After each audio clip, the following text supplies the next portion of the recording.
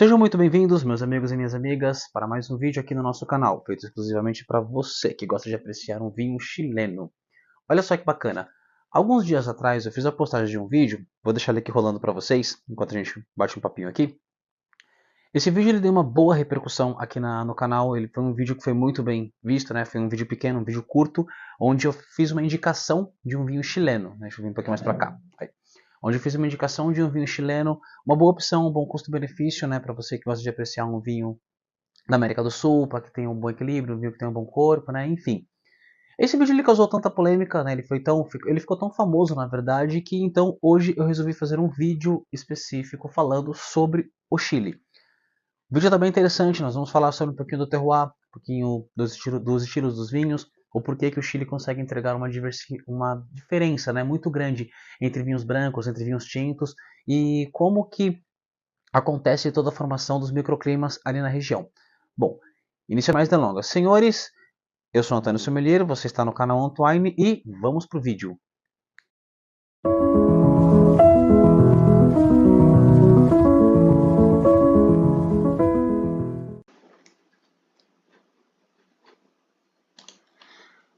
Perfeito, então, senhoras e senhores, vamos agora falar um pouquinho sobre o Chile, esse país que pertence ao Novo Mundo, né, que está localizado aqui na América do Sul e que produz, claro, grandes vinhos brancos, grandes vinhos tintos, né, vamos falar um pouquinho sobre suas características. Mas antes, para poder descobrirmos sobre um pouco mais sobre esse vinho, sobre esse país, vamos falar sobre o próprio país em si.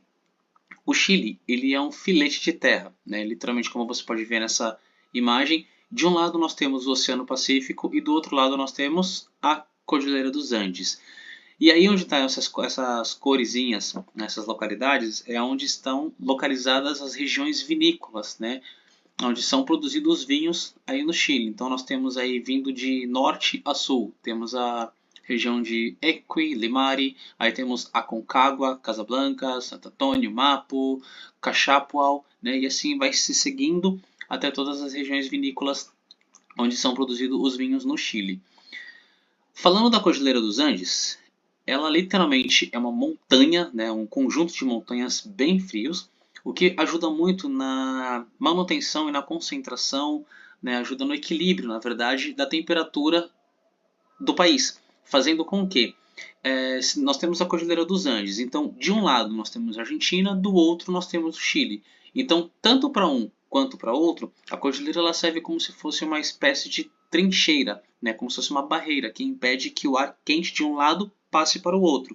Então, ela consegue manter ali uma temperatura muito boa nos dois países, né? Dando aí mais ou menos uma visualização magnífica, né, do lugar, né? Viajar para a Cordilheira dos Andes é algo muito fabuloso, é muito gostoso, né, pela experiência, né?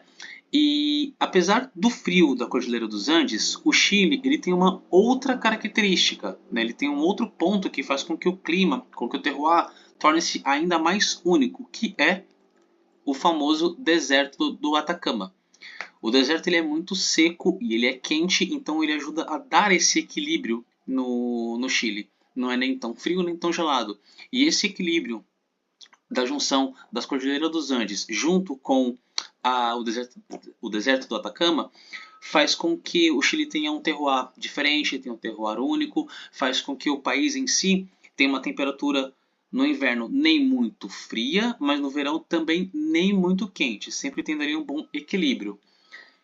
E por que isso afeta? Qual que é a importância tanto da Cordilheira dos Andes quanto do deserto do Atacama?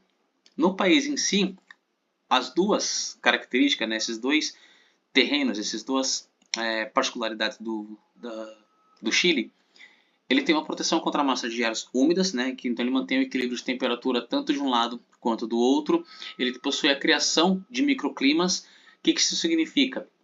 Quer dizer que ele mantém toda a manutenção em relação ao verão não ser tão gelado, ao inverno não ser tão quente, né, e tem essa influência na temperatura, mantendo a manutenção do clima em geral para que tenha uma boa cultivo das vinhas em si. Mas o mais importante, que é mais interessante de se falar sobre o Chile, não é só sobre a cordilheira nem sobre o deserto do Atacama, mas sim sobre as correntes marítimas que compõem, por exemplo, o globo terrestre.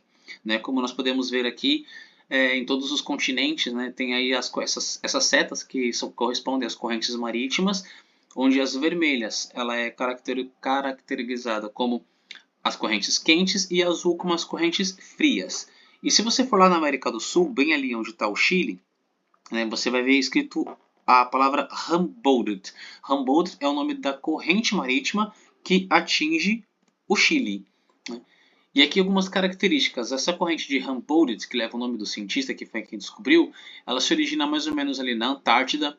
Ela é uma corrente que ela é mais fria que o oceano e um pouco úmida. Pelo fato dela ser mais fria que o oceano, ela mantém as cordilheiras dos Andes gelada e por ser mais úmida, aliás, com pouca umidade, isso faz com que o deserto do Atacama continue quente e seco. Isso ajuda a manter todo o clima e temperatura do país. Resultando, claro, em vinhos brancos mais leves, vinhos brancos mais frutados, vinhos brancos mais frescos. O que geralmente acontece na produção é que os vinhos brancos eles são mais produzidos nas regiões litorâneas, então tem uma proximidade maior com o mar. Enquanto os vinhos tintos eles são mais equilibrados, eles têm uma presença maior de frutas em aromas, frutas negras, frutas vermelhas, em alguns casos notas de chocolate, né? Enfim. E tem uma acidez muito agradável, não tem um tanino tão presente, porque mesmo o clima sendo muito frio, faz com que a vinha consiga desenvolver uma boa complexidade para as uvas que transferem, né, posteriormente para o vinho. Senhoras e senhores, eu espero que vocês tenham gostado dessa aula de hoje, falando um pouquinho sobre o Chile, né? Se tiver alguma dúvida que você deixe nos comentários. E falando a respeito de todos os vinhos da América do Sul, normalmente existe uma característica muito similar, que os vinhos eles sempre têm umas notas mais frutadas, vinhos brancos costumam ser mais frescos, né? Mas isso vai depender muito da região, vai depender muito do produtor, vai depender muito do processo de vinificação, depende muito de como que o vinho em si está sendo produzido, né? Vale ressaltar também que não é uma característica fixa para todos, né? Vai depender muito de produtor para produtor, de uva para uva, né? Uma Chardonnay é diferente de uma Sauvignon Blanc plantada no Chile, vai entregar características diferentes. E isso também vale para o mundo dos vinhos na parte da Europa, né? Isso significa que não só na América do Sul que esse ponto a ser observado, ele também é válido.